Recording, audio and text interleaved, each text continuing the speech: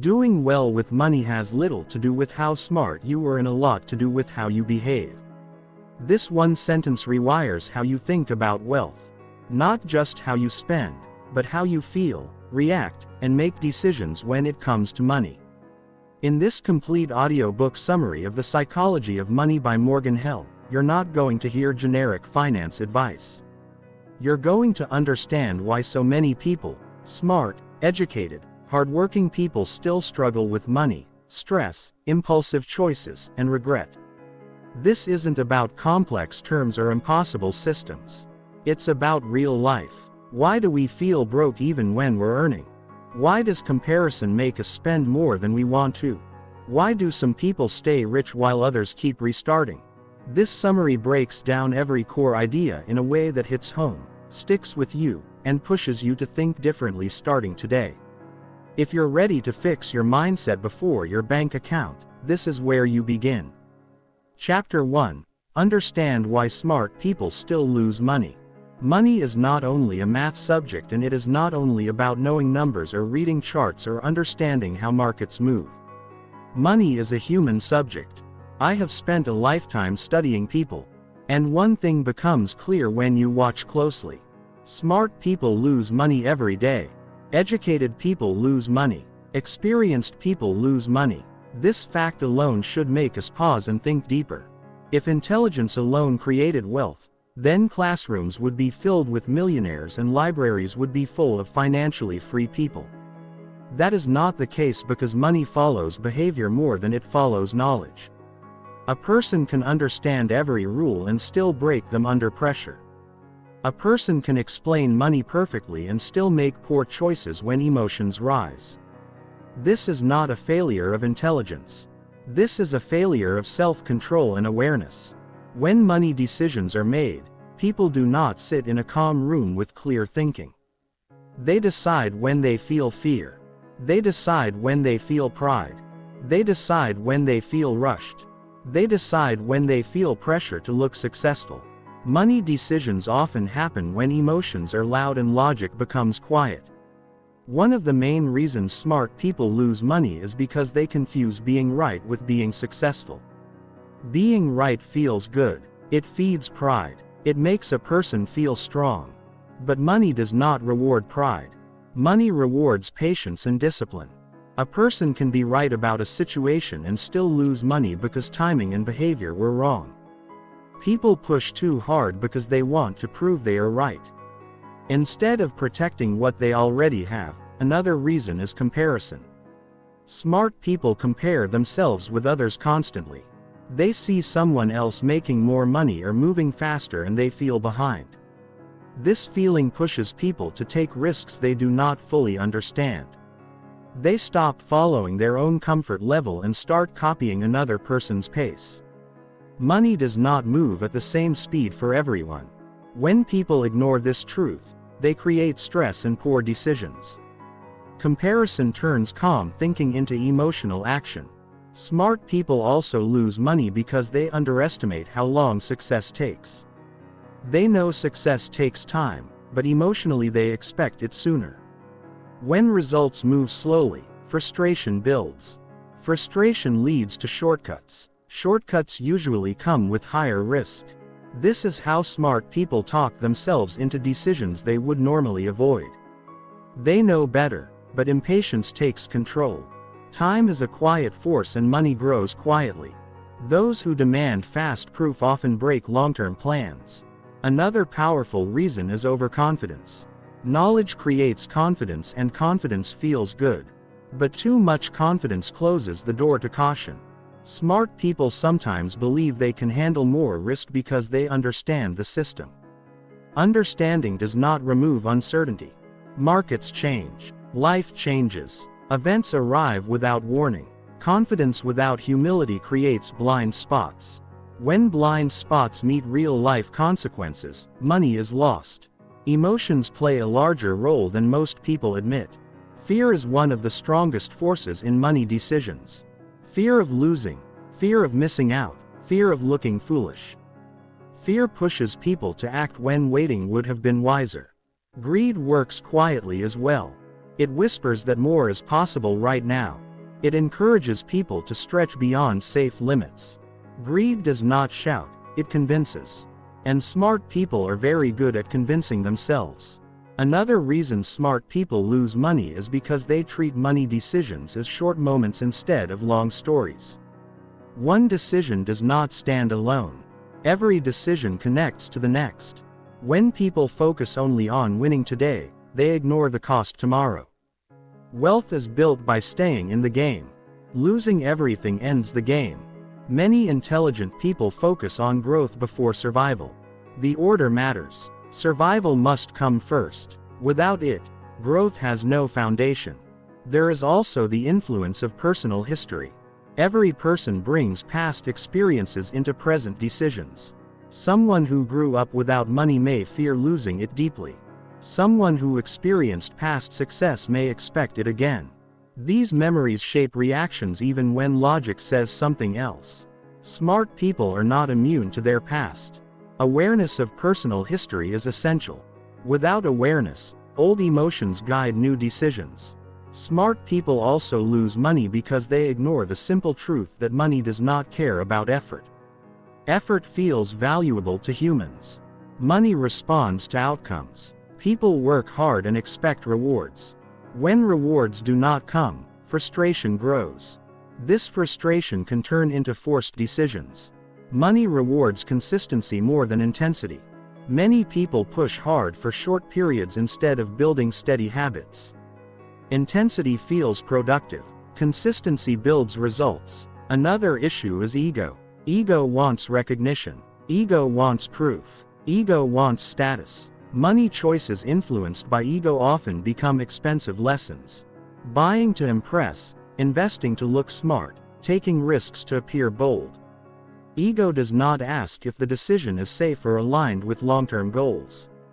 Ego asks how it looks right now. Smart people are especially vulnerable because ego feeds on intelligence.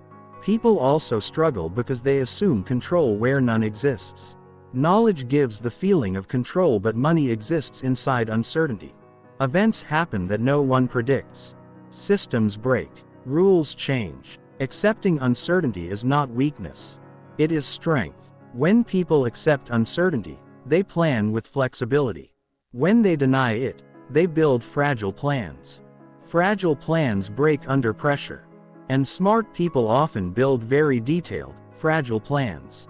Money is deeply personal. Each person defines success differently, even if they do not admit it. When people chase numbers without understanding their own version of enough, they never feel satisfied. This dissatisfaction leads to constant adjustment and unnecessary risk.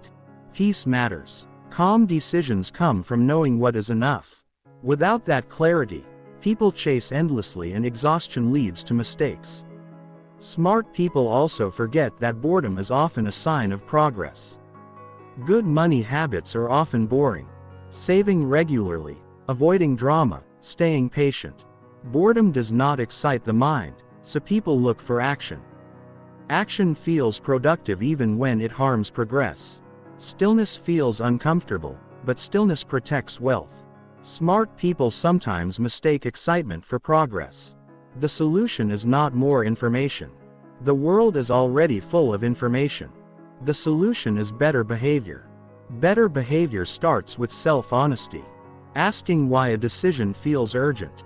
Asking what emotion is driving the choice. Asking if this decision protects long-term stability. Asking if this choice aligns with personal values. These questions slow decisions, and slow decisions improve outcomes. Money improves when people respect time. Respect for time removes pressure. It allows room for mistakes without destruction. It allows learning without panic. Time rewards those who stay consistent. This requires humility. Humility accepts slow growth. Humility accepts uncertainty. Humility keeps ego quiet. Humility keeps money decisions grounded. Smart people do not need to become smarter to win with money. They need to become calmer. Calm thinking creates space between feeling and action. In that space lives wisdom. Wisdom is not loud. Wisdom does not rush. Wisdom waits until emotions settle. Wisdom protects first, then grows. Wisdom understands that money is a tool, not a scoreboard. The goal is not perfection. The goal is survival and steady improvement. Mistakes will happen. Losses may happen. What matters is avoiding decisions that end the journey. Long-term success belongs to those who stay in the game long enough for small advantages to compound. This requires patience and emotional control more than intelligence. When a person understands that money follows behavior, everything changes. Decisions become simpler. Pressure reduces. Confidence becomes quiet and steady. Progress becomes consistent. Smart people stop fighting their emotions and start managing them. That is when intelligence and discipline work together. The real lesson is this: money success is not about being the smartest person in the room. It is about being the most disciplined with emotions. When people master themselves, they gain control over their choices. When choices improve, results follow. This understanding alone can save years of struggle and regret. The future belongs to those who respect psychology as much as numbers. Those who understand themselves before they try to control outcomes. Those who value peace alongside progress.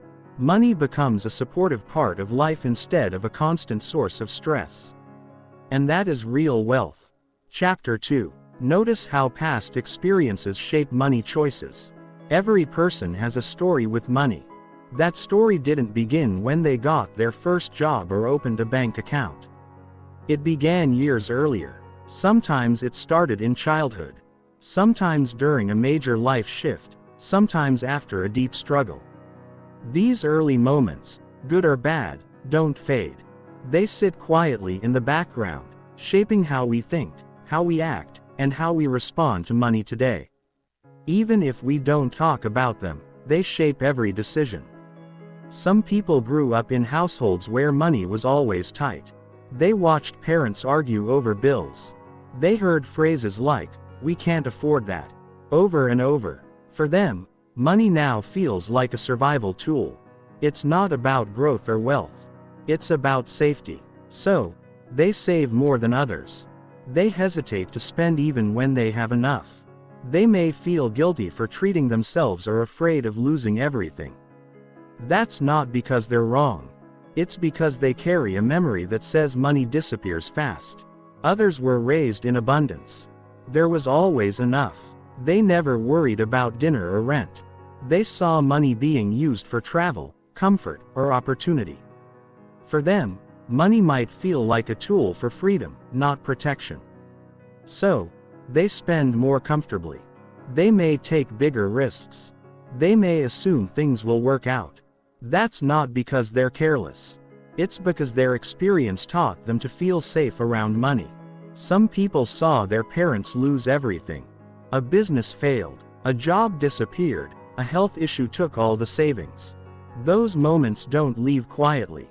Even if life improves later, the fear stays. That fear shows up in how they invest, how they save, how they handle any dip in income. They want control. They want security. Not because they lack confidence, but because they've lived through what it feels like to have none. Our relationship with money is deeply emotional. Logic can't always override memory. A spreadsheet won't erase fear. A book on finance won't undo childhood beliefs. That's why two people can get the same advice but react completely differently. It's not because one is smarter. It's because one carries a different story. There are people who are extremely successful on paper but still live with a constant fear of going broke. Not because they're ungrateful or negative, but because they grew up seeing how fast things can fall apart. They still check their bank account 3 times a day. They still feel like it could all vanish overnight. That's their past showing up in their present. On the other side, some people ignore all financial planning because they've never seen real consequences. They spend freely, assuming they'll figure it out. That's not laziness. That's comfort based on past experience. If things have always worked out, it's hard to imagine they won't again. Understanding this can change everything. It can help you forgive yourself for choices you've made. It can help you stop comparing yourself to others who grew up with a different emotional map. It can help you realize that your past isn't a reason to feel stuck, but a reason to understand yourself better. Many people think financial improvement begins with budgeting or investing. But real change often starts with awareness. When you ask yourself, where did my money mindset come from? That's when progress begins. You may realize you fear spending because you watched your family struggle. You may notice you overwork because you tie money to self-worth. You may see that you avoid saving because you were never taught its importance. These patterns don't go away with discipline alone. They shift when you bring them into the light. Sometimes it's helpful to write your money story down. Not the numbers, but the emotions. What did you feel about money when you were younger? What did your parents teach you directly or indirectly? What moments around money caused stress, pride, or shame? What patterns do you repeat today that might come from back then? You might realize you associate success with external approval because you were praised for earning, not for being content. You might realize you avoid talking about money with your partner because money talks always ended in shouting when you were a child. These are not small details. These are the hidden reasons behind many financial habits. There are people who constantly chase more even when they already have enough. It's not greed, it's fear. Fear that if they stop running, everything will fall apart. There are people who self-sabotage financially when they start to succeed. They're not lazy. They're uncomfortable with the idea of having more than their parents did. These are emotional patterns. They won't shift until they're seen. Knowing your patterns doesn't mean you're broken. It means you're human. It means you have the power to respond differently. Awareness gives you that power. You may not be able to erase old beliefs, but you can decide which ones still serve you. You can build new patterns that match your current reality, not your past. This is also why judgment never helps. You never know what story someone else is carrying. You don't know why they're cautious or why they're reckless. You don't know what they've seen, what they've lost, or what they fear. We all have a reason behind how we act with money. That reason isn't always visible, but it's always real. If someone saves every penny, it might be because they once had none. If someone avoids saving entirely, it might be because they were never taught to value the future. If someone never talks about money, it might be because they grew up in silence or shame. These behaviors have roots. When we understand the roots, we stop judging the surface. You can start changing your money story by doing 3 things. First, observe. Notice what habits you follow without thinking. Notice what emotions rise when you make a money decision. Notice where your comfort zone begins and ends. Second, reflect. Ask yourself why. Ask where that habit came from. Ask what you're trying to feel or avoid. Third, adjust. Choose one small change that respects who you are today, not who you had to be years ago. That might mean finally setting up automatic savings. It might mean spending on something that brings joy without guilt. It might mean having a calm money talk with someone you trust. These small acts of awareness begin to loosen the grip of the past. You don't need to be perfect. You don't need to change everything at once. You just need to start making choices from clarity instead of habit. That shift alone can change the direction of your life. Some people carry shame for how they've handled money. Some feel behind. Some feel stuck. But you are not stuck with the money mindset you inherited. You are not defined by your past experiences. They shaped you, yes, but they don't own you. You are allowed to grow past them. You are allowed to build a relationship with money that feels calm, clear, and personal. When you notice how your past shaped your choices, you give yourself the chance to reshape your future. That's not just powerful, that's freedom. Because real financial success isn't just about having more. It's about understanding why you want it, how you treat it, and how it fits into the life you actually want to live. That clarity is worth more than any paycheck. And it starts with one brave question. What is my story with money? And how do I want it to end? Chapter 3. Stop copying others. Financial timelines blindly. Every person walks a different path, but many feel the pressure to move at someone else's pace. In today's world, it's easy to fall into the trap of measuring your financial progress against the timeline of others. You scroll through your phone and see people buying homes, launching businesses, driving new cars, or retiring early. In those moments, you start to feel like you're falling behind.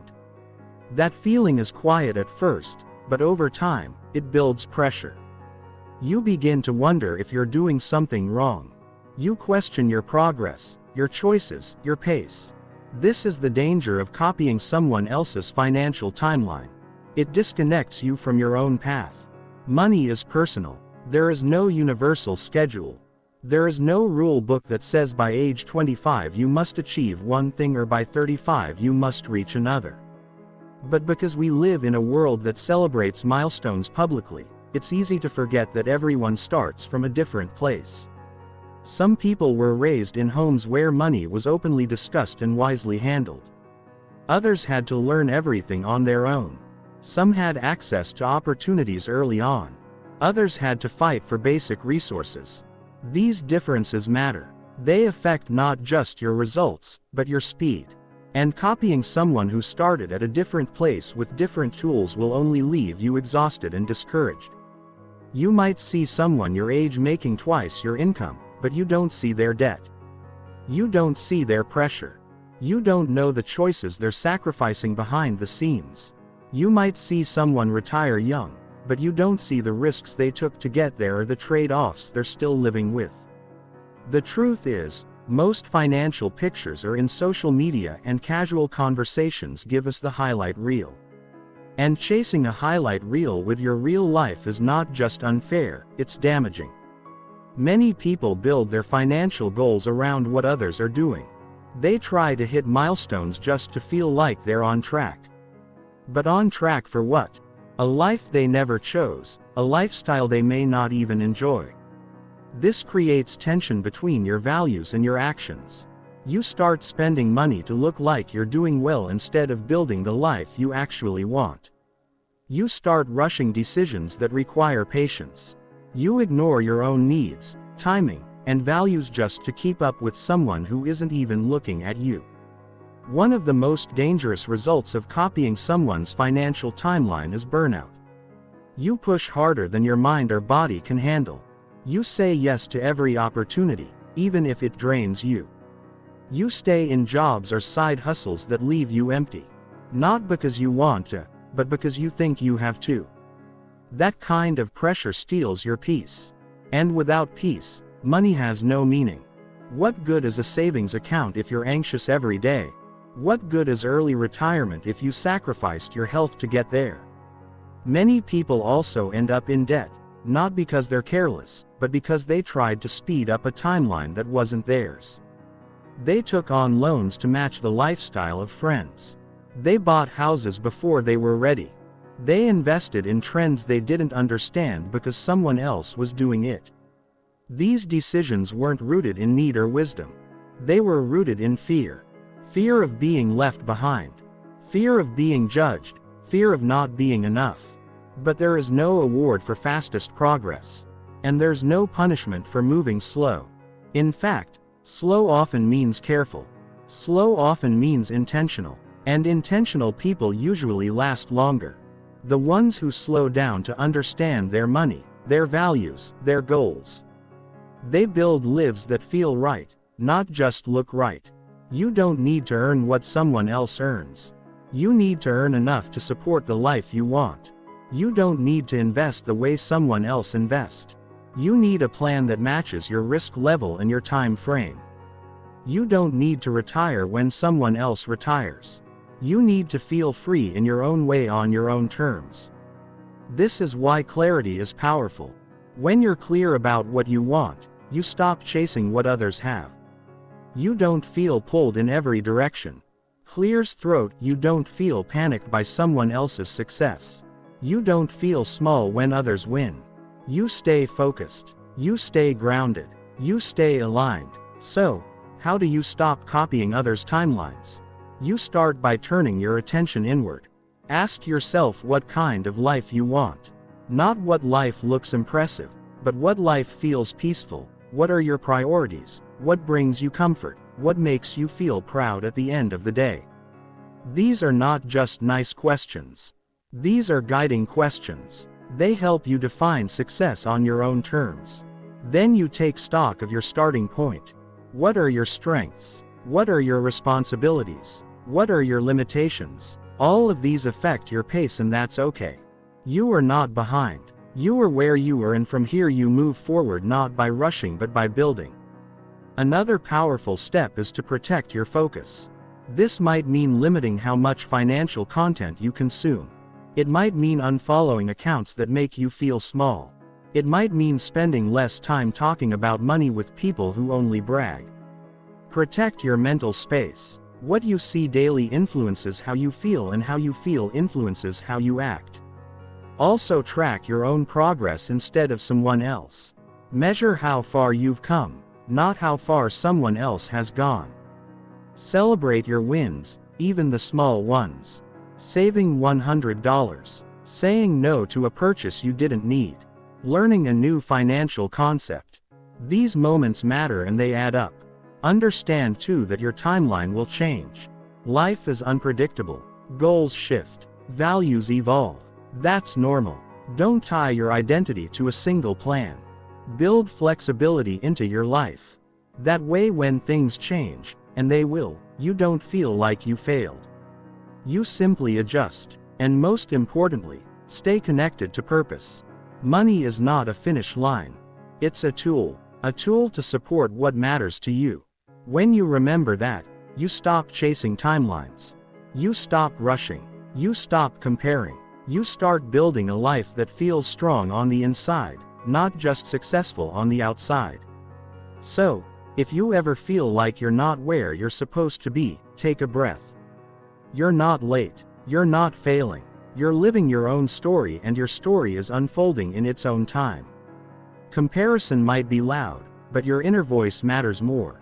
Trust it. Follow it. Let it lead you toward decisions that match your truth. Financial peace isn't about getting there fast. It's about getting there whole. And that means moving at the pace that works for you, not the pace that impresses someone else. The timeline that matters most is the one that honors who you are and who you're becoming. Let that be the one you follow. Chapter 4. Build money decisions around personal comfort levels. Most people make money decisions based on what others say is right. They follow advice from books, social media, friends, or even complete strangers, hoping to find the perfect strategy. But here's the truth that many overlook. What works for someone else might not work for you. Your financial choices should feel right to you, not just look right to others. If a decision causes stress, anxiety, or pressure, even if it's considered smart, it may not be the right fit for your life. Real peace with money starts when you build every choice around your personal comfort level. There's no single way to handle money. That's why people with completely different strategies can still find success. One person might invest heavily in stocks and feel excited about the risks. Another might keep their money in savings and feel better sleeping at night. Both can succeed if their approach matches their mindset. The problem begins when someone tries to force themselves into a strategy that doesn't sit well with them. Maybe they read that they should invest aggressively, but deep down it keeps them awake at night. Maybe they're told to start a business, but they prefer stability over uncertainty. Ignoring your comfort zone might make you feel like you're progressing faster, but it usually ends with burnout, regret, or emotional damage. You have to listen to your reactions when you think about a financial decision: saving, investing, spending, or borrowing. What do you feel? Do you feel calm? Do you feel confident? Or do you feel rushed, nervous, and unsure? These are not just feelings to ignore. They are signals. Signals that tell you whether a decision supports your peace or steals it. And no financial strategy is worth your peace of mind. Some people feel fine taking on debt. They understand the terms. They believe in their future income. They use debt as a tool. Others feel deeply uncomfortable with any kind of loan. Even small amounts make them uneasy. That's not weakness. That's self-awareness. Knowing where your emotional limit is helps protect your mental well-being. There's no badge of honor for tolerating financial discomfort. You don't need to prove anything.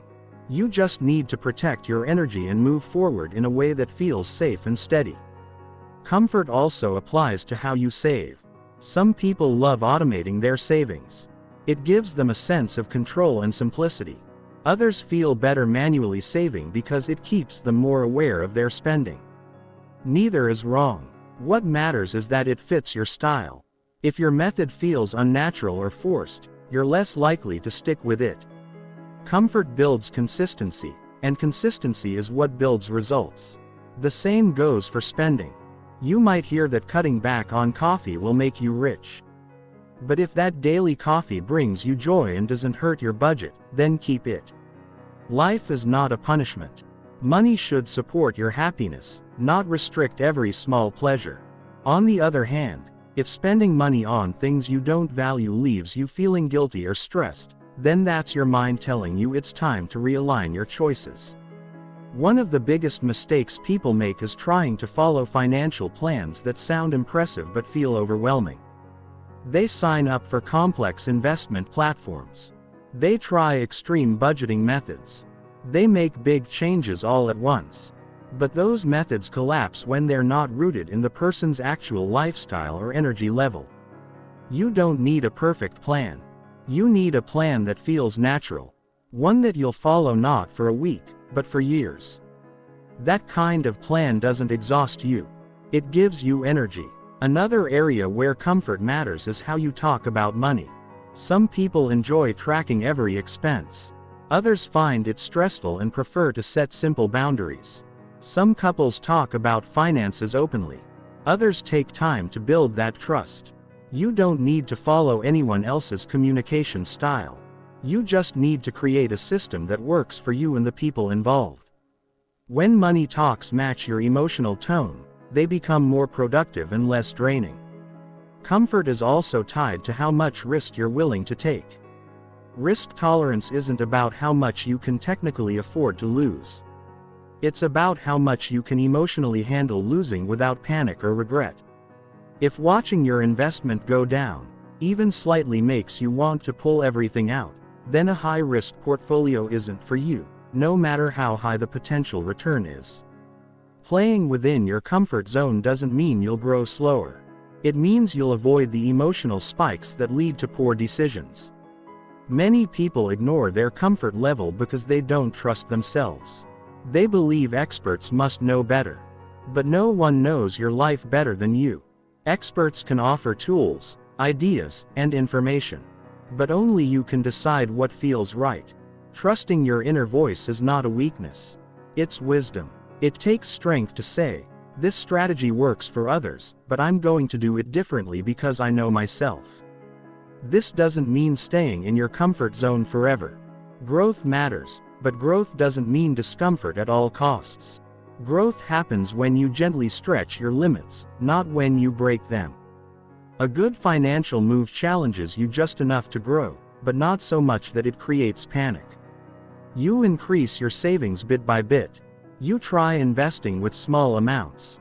You have one money conversation before diving into everything. That's how real change sticks: slowly, respectfully, patiently. Comfort levels are not excuses to avoid responsibility. They are tools to help you move forward with clarity and intention. If something feels wrong, pause, ask yourself why. Ask what would feel better. Then make the adjustment. That adjustment might be small, but it will keep you move. And movement, no matter how slow, is always more powerful than pressure. You can live a strong financial life without following trends. You can be confident in your decisions, even if they don't match what your friends or coworkers are doing. The goal is not to impress others with how bold you are. The goal is to build a life that feels right when no one's watching. A life where money supports your peace, not threatens it. Comfort doesn't mean doing nothing. It means doing what aligns with who you are. When your money decisions match your personality, your values, and your lifestyle, they become sustainable. You stop needing to force progress. You stop second-guessing every move. You start to feel calm, focused, in control, and that is where power lives, in the calm, quiet decisions that support your life, not someone else's idea of success. So, if you're wondering what step to take next, don't ask what's popular. Don't ask what looks smart on paper. Ask what feels true to you, then do that again and again till it becomes your way. Not just a strategy, but a rhythm that feels like home. That's how you build financial strength. Not through stress, but through stability. Not through imitation, but through intention. Not through force, but through comfort that lasts. That kind of decision-making doesn't just create wealth. It creates a life you can live well in. And that is the kind of wealth worth building. Chapter 5. Respect uncertainty instead of predicting markets. Most people want to believe the future can be predicted, especially when it comes to money. They search for answers, trends, signs, anything to give them certainty. They want to know when to invest, when to sell, when the market will crash, or when it will rise. But the truth is simple. Even if it's uncomfortable, no one knows exactly what will happen. Markets are complex systems shaped by millions of decisions, emotions, accidents, and events. Trying to predict them perfectly is not only impossible, it's often harmful. Real financial strength comes not from guessing right, but from building habits that respect how uncertain the world really is. Uncertainty makes people nervous because it removes control. We all like the feeling of being in charge. Predicting gives a false sense of security. It makes you feel like you figured something out, like you're ahead of the curve. But more often than not, prediction leads to overconfidence. It pushes people to take risks they don't understand. It convinces them they can time things perfectly. When in reality, even the most experienced experts miss again and again. You can read every report, study every pattern, and still be surprised. What's more important than being able to predict markets is being able to live through what they do. Because the market doesn't care about your plan. It moves based on thousands of invisible things. News, politics, human behavior, panic, hope, random events. You can't outsmart all of it. But you can build a mindset that expects uncertainty and prepares for it. That's where true confidence comes from. Not from guessing what's next, but from knowing you'll be okay no matter what comes. Some people spend hours each day trying to find the perfect time to buy or sell. They move their money constantly hoping to beat the system, but in trying to be perfect, they often lose more. They chase quick wins, miss steady growth, and react emotionally to every shift. It's exhausting and it's unnecessary. The most successful investors aren't the ones who predict every turn. They're the ones who create a plan, stick to it and stay calm when things change. Uncertainty is not the enemy. It's part of life. In fact, it's what creates opportunity. Without uncertainty, there would be no reward for taking smart risks. If we knew everything in advance, there would be no room to grow. The key is to respect it, not fight it, not fear it, but build your decisions around it. That means choosing strategies that can survive when things don't go as expected. It means having backup. It means accepting that sometimes you'll be wrong, and that's okay. Respecting uncertainty also means avoiding extremes. People who think they can predict everything often go Allen. They invest everything in one place. They borrow too much. They build plans with no flexibility. That works when things go right. But when things go wrong, as they always do, they have no cushion. A single mistake wipes out everything. On the other hand, people who accept uncertainty spread their risk.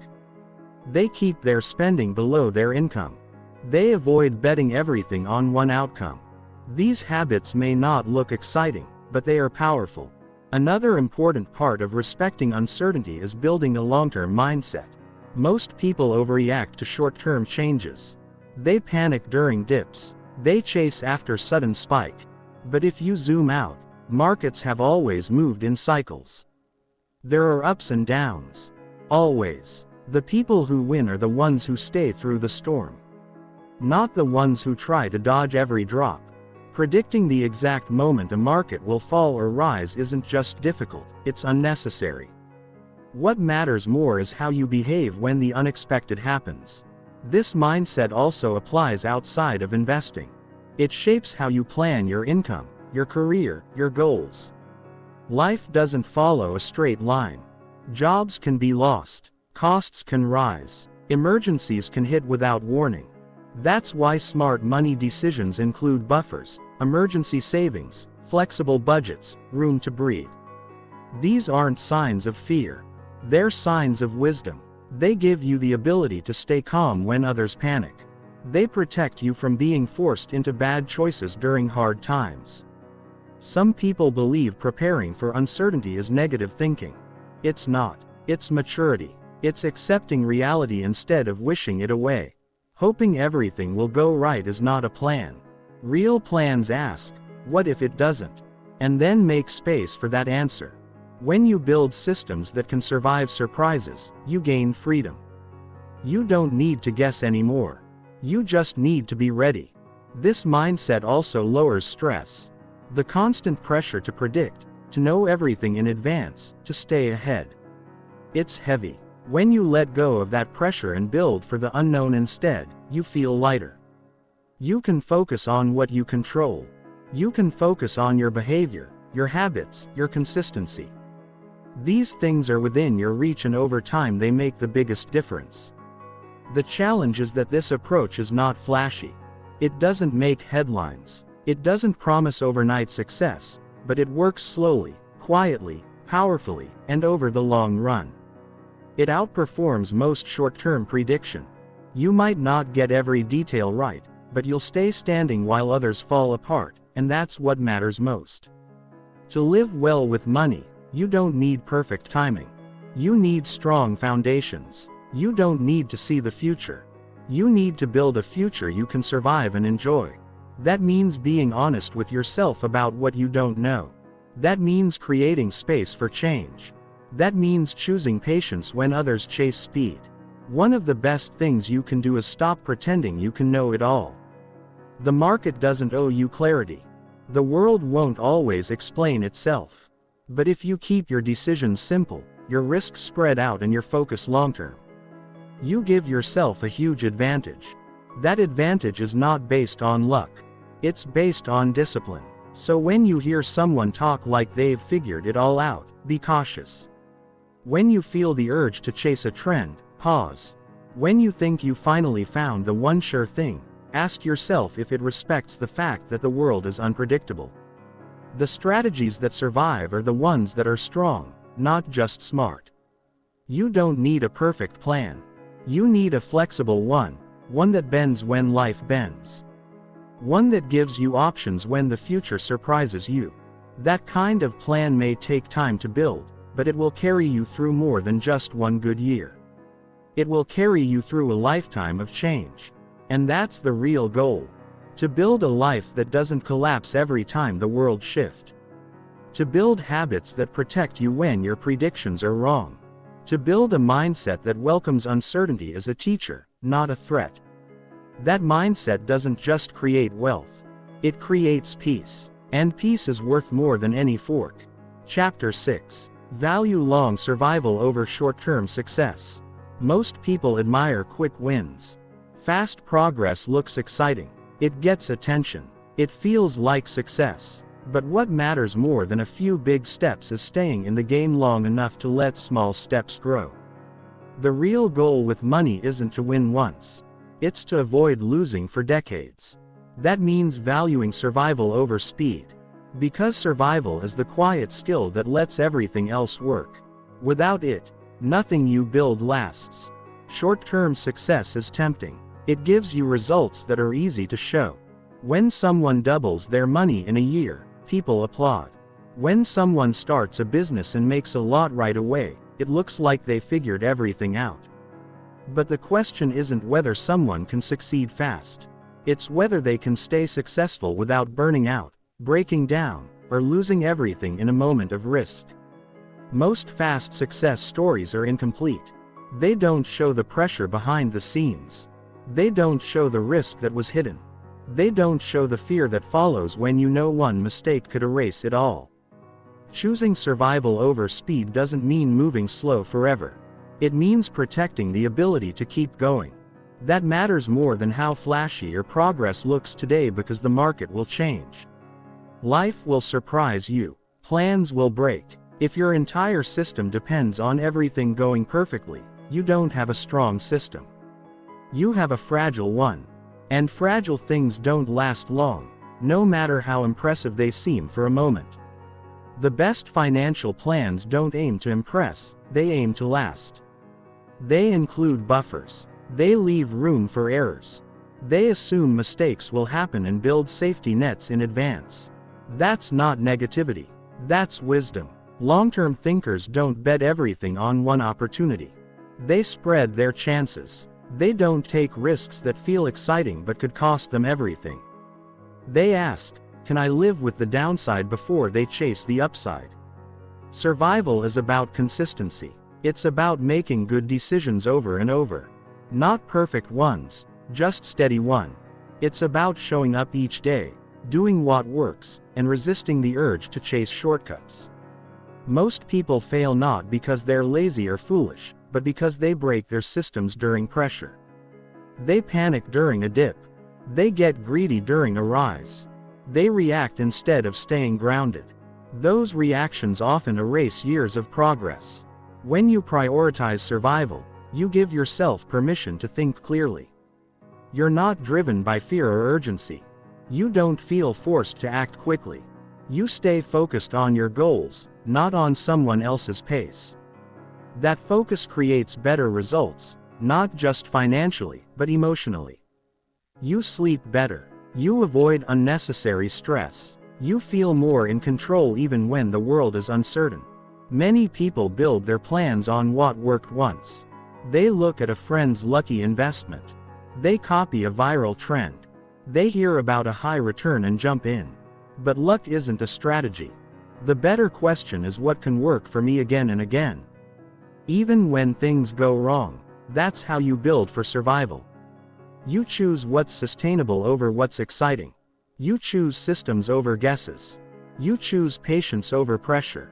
There's a reason most great investors talk about time, not timing. Time builds resilience. It turns small gains into something powerful. It helps you recover from losses. It lets you grow even when progress feels slow. But time only works if you stay in the game. And that's why survival comes first. If you blow up your finances trying to double your income in a year, you don't get to enjoy the long term. If you burn out trying to reach a goal too fast, you stop moving altogether. This principle also applies to how you work, how you earn, how you build your life. If your career path is built on endless stress, it won't last. If your lifestyle requires constant pushing with no rest, you'll collapse. Growth without balance eventually leads to breaking. But when you build with stability in mind, you can keep going. That's when growth becomes unstoppable. Not because it's fast, but because it doesn't quit. Respecting survival also means recognizing that things won't always go your way. There will be downturns. There will be emergency. There will be mistakes. None of that means you failed. It just means you're human.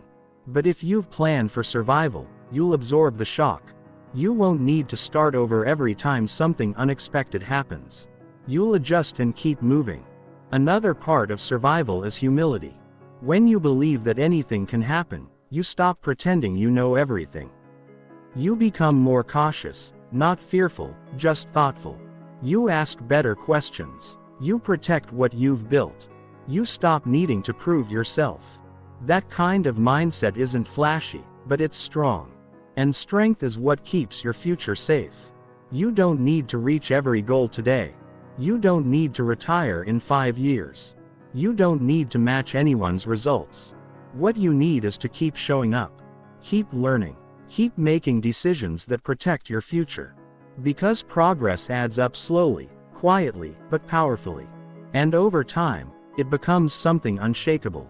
Long-term thinking isn't about waiting. It's about building. Every smart choice today becomes a foundation for tomorrow.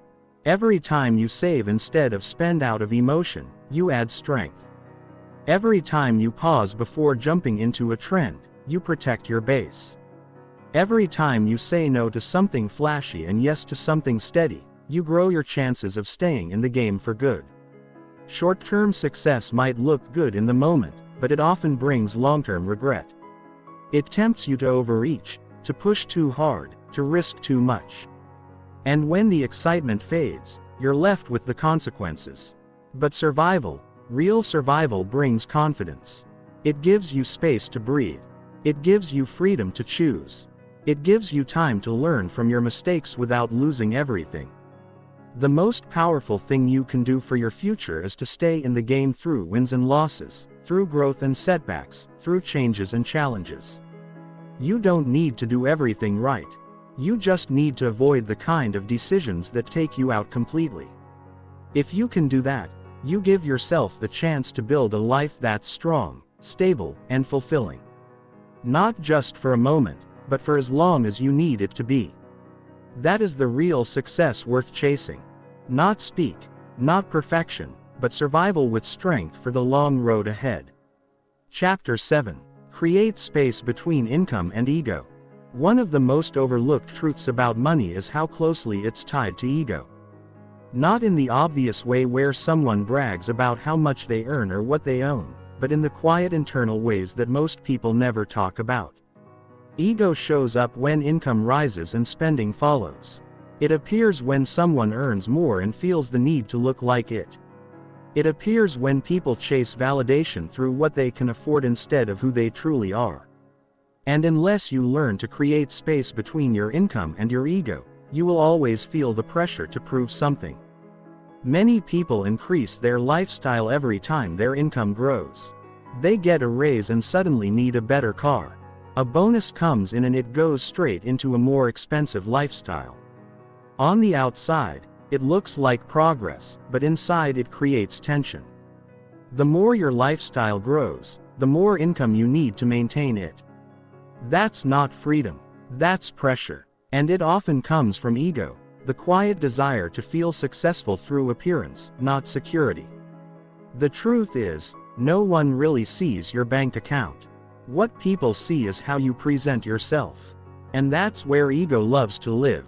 It convinces you to spend not for joy but for attention, not for peace, but for status. Not because you need something, but because it makes you feel important. This is where so many smart, capable people get stuck. They earn more, but they don't feel better. Because their spending is built to impress others, not to support their values. When there's no space between income and ego, your money decisions stop being about you. They become a response to what you think others expect. You buy the bigger house not because you love it, but because it feels like the next step. You go on the luxury trip not because you need the rest, but because you want to feel like you've made it. This kind of thinking is exhausting. It creates a life where money becomes a performance, not a tool for stability. But when you create space between income and ego, something powerful happens. You begin to make decisions from a place of confidence, not pressure. You stop needing to prove anything. You can drive a reliable car without feeling small. You can live in a home that's practical without feeling behind. You can enjoy your money without attaching your worth to what others see. That kind of space gives you freedom. Not just financial freedom, but mental and emotional freedom, too. This space is what builds wealth. It's what allows you to save, invest, and plan without constantly chasing more. It's what gives you breathing room when life shifts.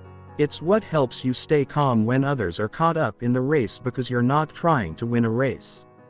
You're trying to live well, and that requires different choices. Creating this space doesn't mean you avoid nice things. It means you choose them for the right reasons. If a new car brings you comfort and fits your budget, enjoy it. If a vacation gives you rest and doesn't create stress, take it. But if your choices come from trying to impress or fit in, pause. Ask yourself what you're really chasing. Often it's not the thing itself. It's the feeling of being seen or accepted. That feeling fades quickly. And when it fades, the pressure returns. There's also a deep strength in being able to say, I don't need that right now. That one sentence holds the power to protect your finances, your peace, and your future. It allows you to grow your savings, build a cushion, and make decisions that support your long-term goal. It also teaches patience, and patience is one of the most underrated financial skills. It lets you wait for the right moment instead of forcing results to feel successful. Another way to create this space is to define what enough means to you. Not based on what your peers have, but based on what actually makes you feel secure. Enough is different for everyone. Some feel content with less. Others enjoy more, and that's okay. What matters is that the number comes from your own life, not from someone else's highlight reel. When you define enough, you stop chasing endlessly. You focus, you simplify, you breathe easier. This mindset also allows you to build quietly. You don't need to announce every move. You don't need validation to feel proud. You build because it matters to you.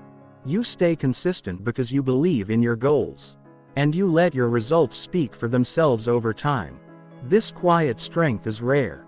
It's not loud or flashy, but it's real, and it's what separates people who feel secure from those who only look secure. There's nothing wrong with earning more. In fact, growing your income can open doors, but it only helps if you know how to handle it. More money doesn't fix ego. It amplifies what's already there.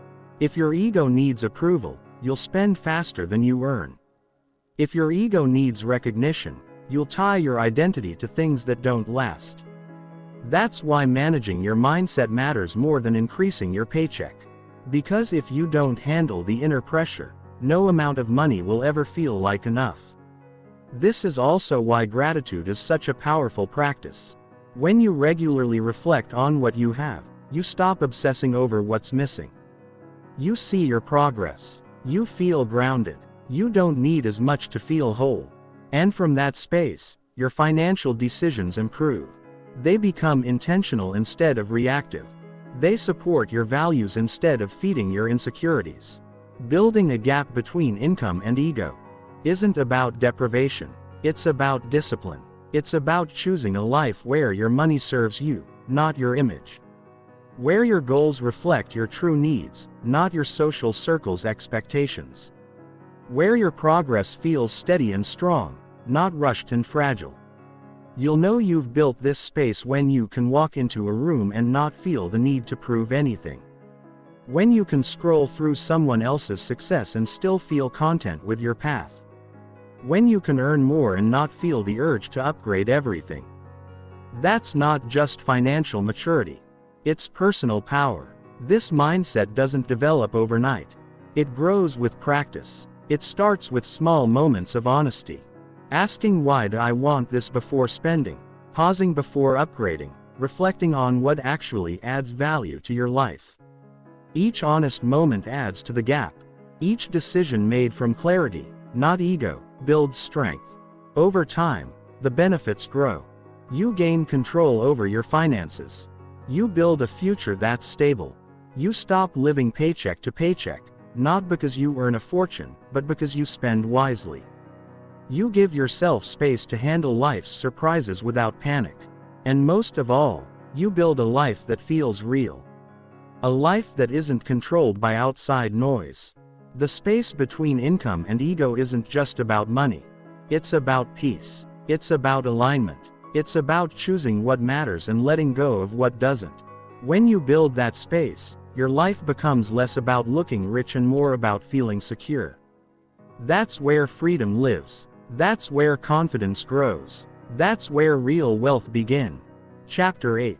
Let time work by avoiding constant interference. Snorts. Most people want results quickly. They want proof that something is working. They want signs that progress is happening. But the most powerful force in money and in life is time. Quiet, steady time. Time is what turns small steps into major results. Time is what multiplies tiny efforts into huge wins. But time only works if we let it. And the truth is most people don't. They check too often. They change direction too quickly. They interrupt the very process that could change everything because they can't see results right away. If you want to build something strong, you need to give time the space it needs to work without constant interference. There's something deeply uncomfortable about waiting. We're surrounded by speed. Messages arrive instantly. Updates are constant. Feedback is immediate. So when something takes weeks, months or years, it feels unnatural. But growth, real growth, doesn't move on a fast timeline. It's invisible at first. Then suddenly it becomes obvious. That's how progress works. It builds in the background. The results only show later. And if you interfere too early, you reset the clock every time. One of the biggest mistakes people make with money is not giving their plans enough time to unfold. They start saving then stop because it doesn't feel like enough. They invest then pull out when the market drops. They set a budget then abandon it because they didn't see results after 1 month. These decisions come from impatience, not failure. The strategy might be solid, but the person didn't trust it long enough to see the results. That's not a money problem. That's a mindset problem. You don't need to be a genius to build wealth. You need to be patient. You need to avoid panic. You need to stay focused on small actions done consistently. Time multiplies what you repeat. But if you keep restarting, you never give those actions a chance to build. Think of every change, every tweak, every reset as a small interruption. Each one breaks the chain. Each one loses momentum. That's why consistency matters more than intensity. When you check your progress every day, you create doubt. When you expect results too fast, you create disappointment. And both lead to emotional decisions. But time doesn't care about emotions.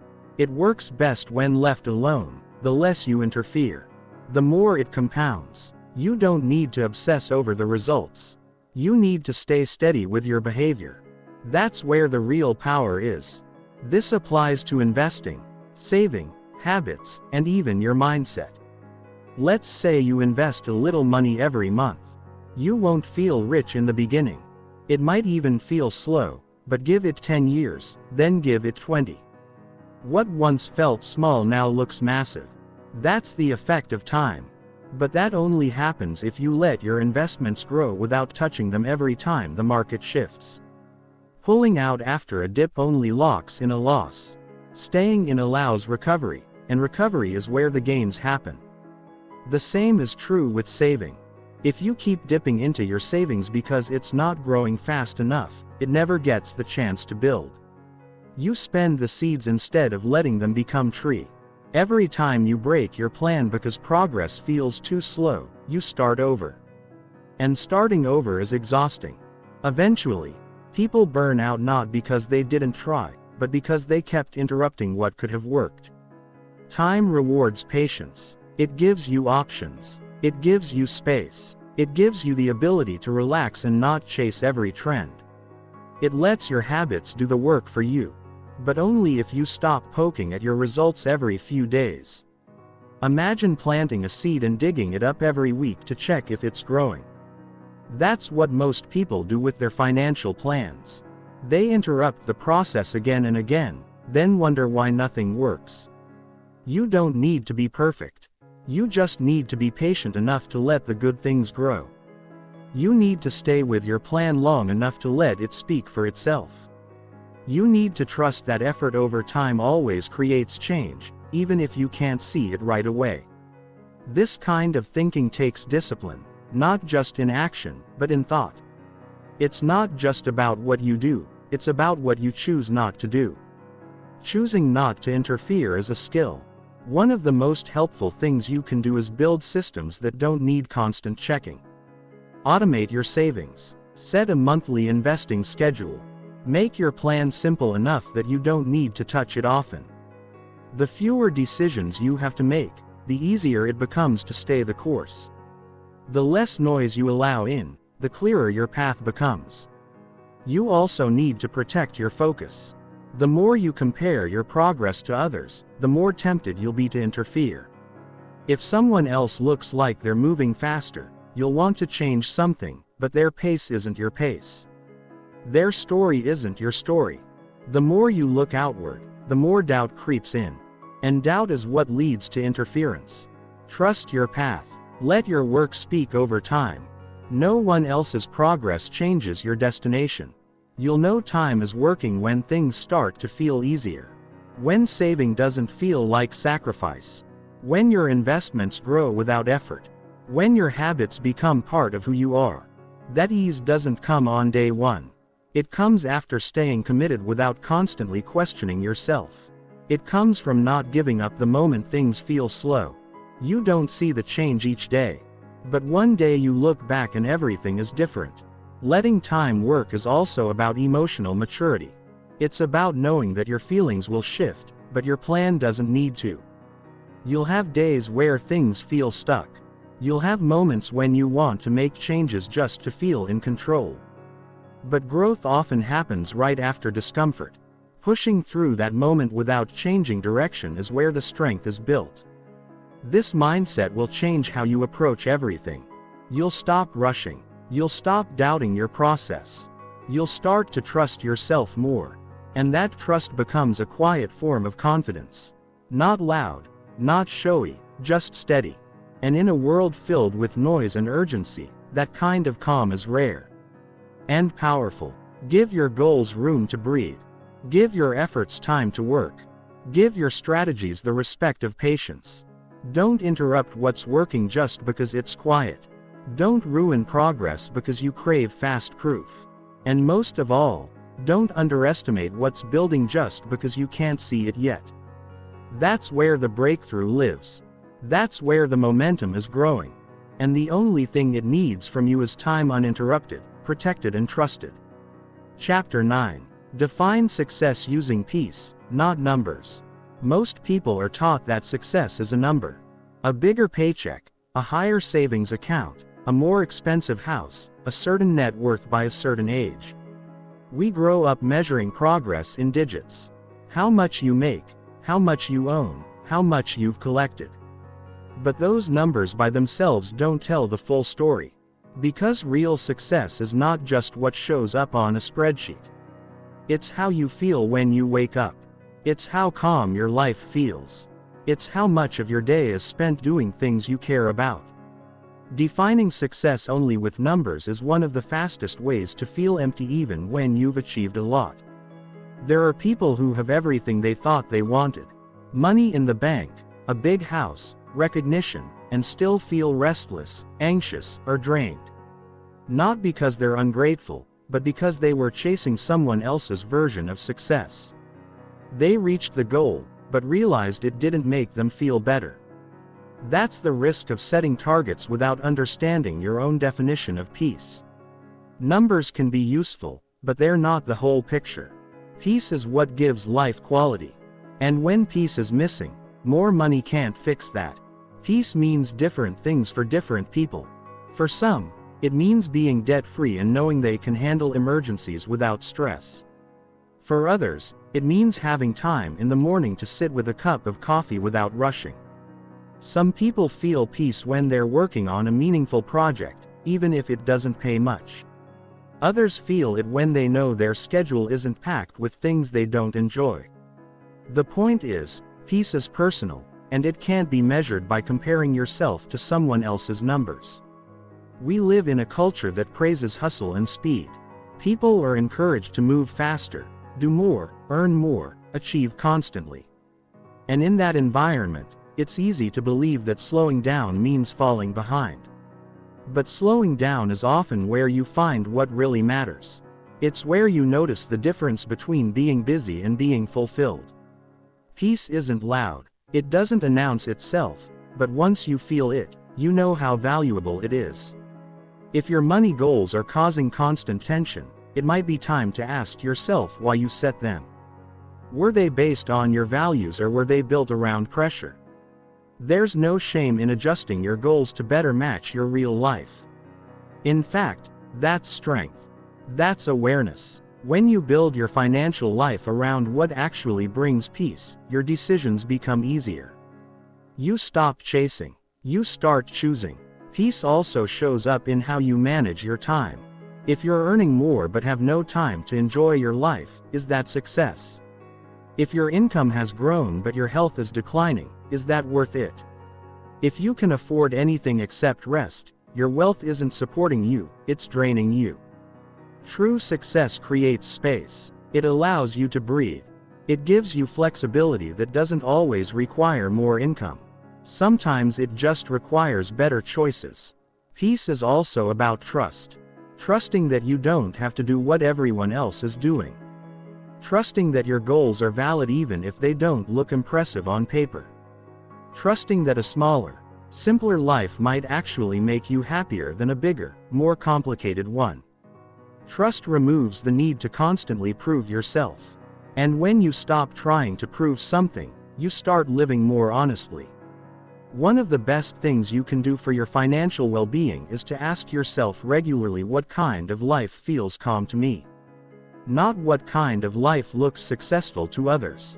Not what life your peers expect you to live, but what kind of life makes you feel present and grounded. Your answer might surprise you. It might lead to changing your career path.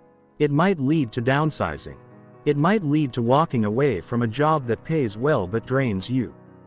That decision won't always be easy, but it will bring you closer to peace, and that's worth far more than any title or dollar amount. Peace also influences how you relate to money day to day. When you value peace, you stop stressing over every price tag. You don't panic when plans change. You stop spending to feel better and start spending to support what matters. You stop trying to control everything and start trusting the process. That's a completely different experience than living with constant financial anxiety, even when your income is high. Many people think peace is what happens after they hit a certain number. But it doesn't work that way. Peace isn't something that arrives once you've earned enough. It's something you choose to build into your life with intention. It comes from knowing what matters, setting boundaries, and refusing to let numbers control your worth. You can feel peace earning $50,000 a year. You can feel chaos earning $500,000. The income doesn't define the feeling. The alignment does. You're allowed to want more. Growth is good. Ambition is good. But growth that destroys your peace is not success. Ambition that leaves you drained is not power. The best kind of success supports your values, your health, your relationships, and your rest. And that kind of success often requires saying no to more. No to comparison. No to extra pressure. No to chasing numbers that don't improve your life in meaningful ways. Redefining success with peace at the center changes everything. It changes how you work, what you buy, who you listen to, and what you aim for. It creates space to enjoy your progress without constantly needing more. It lets you feel proud of your choices, even if they don't look flashy. It lets you design a life that fits you, not one that's built for applause, but leaves you exhausted behind closed doors. This kind of thinking takes courage. It's not what most people talk about, but it's what most people actually want. Deep down, people don't just want more money. They want less stress. They want time with their families. They want energy. They want to sleep at night without racing thought. These things don't show up on a financial statement, but they are the real measure of a good life. So the next time you think about what success means to you, don't just write down a number. Ask what that number will actually give you. Ask how it will feel. Ask whether chasing it will cost you peace or help you build it. And if the answer doesn't feel right, change the number. Change the path. Redefine the win. You have that power. Success is not one size fits all. It's not a race. It's not a contest. It's a personal, quiet experience of living a life that feels right to you. That might mean less income, but more freedom. That might mean fewer things, but deeper joy. That might mean working less and smiling more.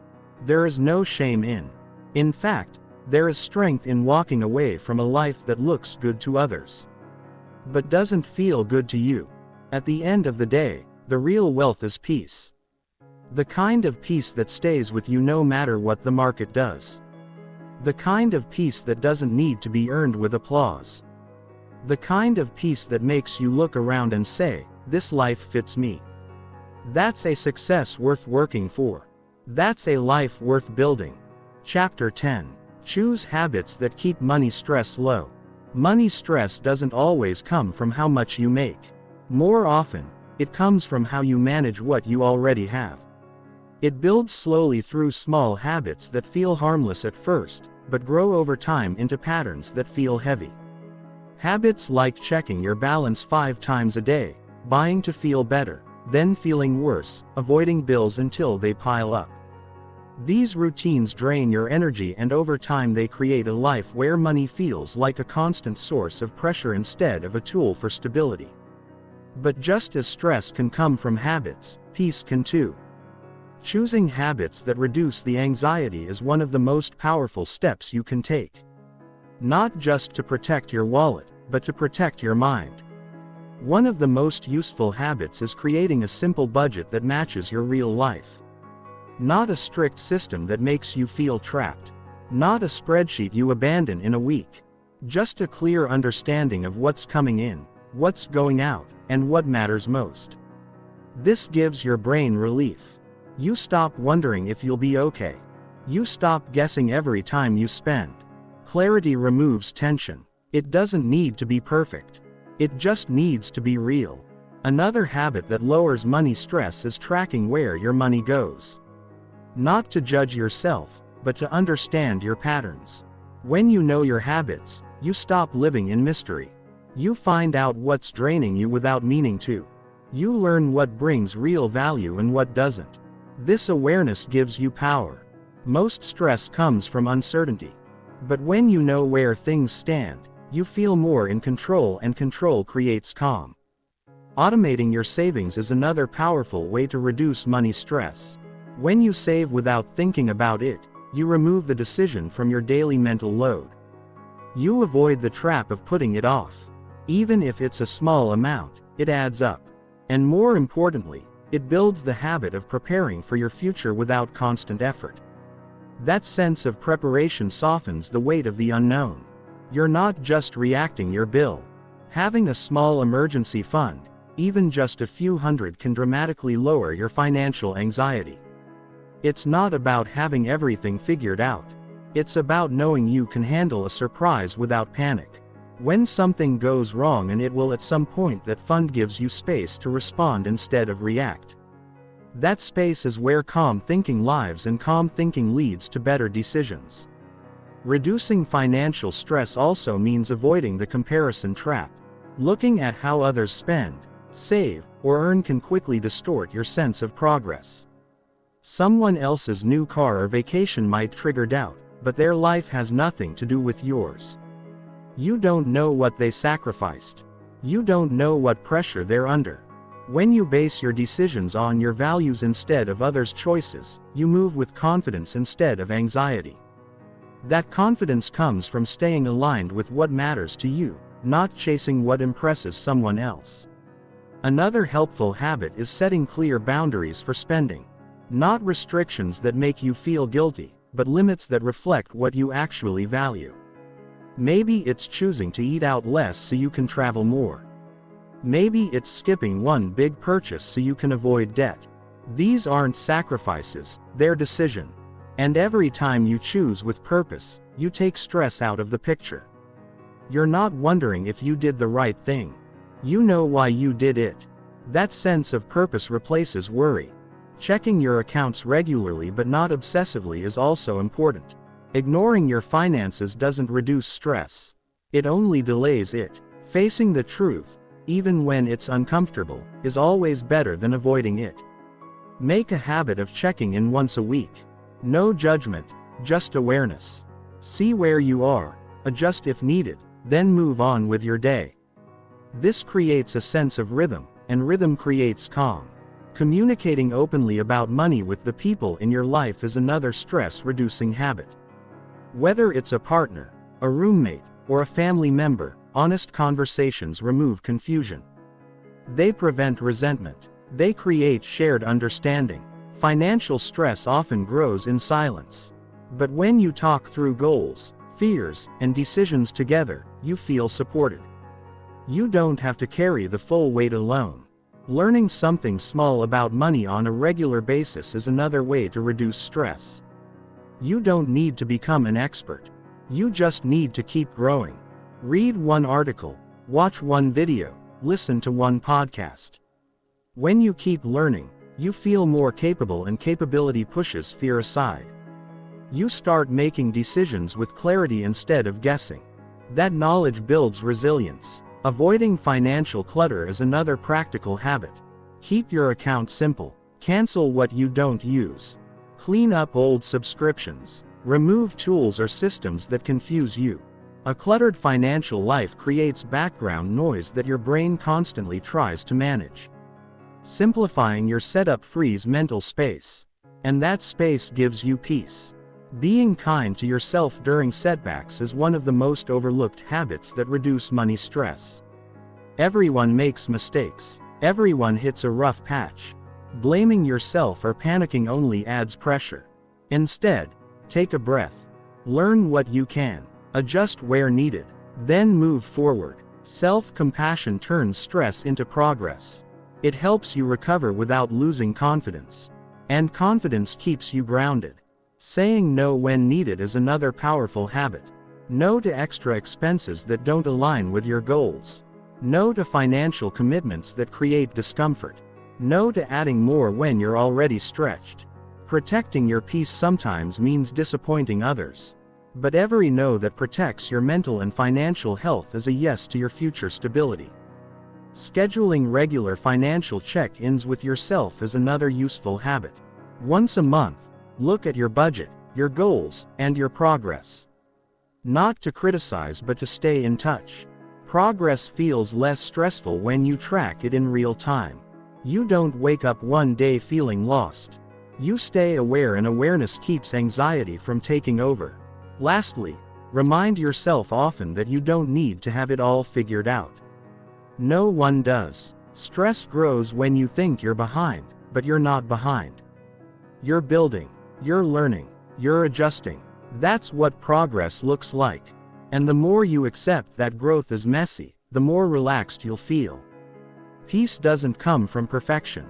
It comes from making steady choices that support your well-being.